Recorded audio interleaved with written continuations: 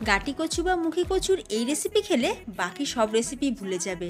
কচুর আঠালো ভাবের জন্য যারা কচু খায় না তাদের জন্য স্পেশাল করে আজকের এই ডিশ।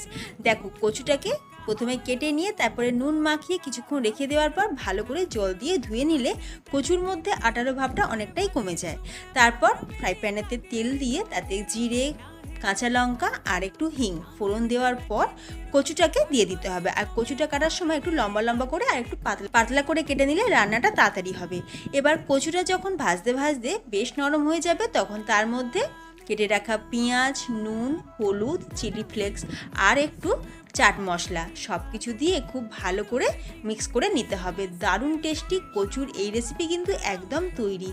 নামানোর আগে একটু কাশ্মীরি লঙ্কার গুঁড়ো, সেটা অবশ্যই কালারের জন্য, আর কুচনো ধনেপাতা উপর থেকে ছড়িয়ে দাও আর গরমা গরম সার্ভ করো রুটি পাউডার সাথে। একবার এইভাবে বানিয়ে তো দেখো।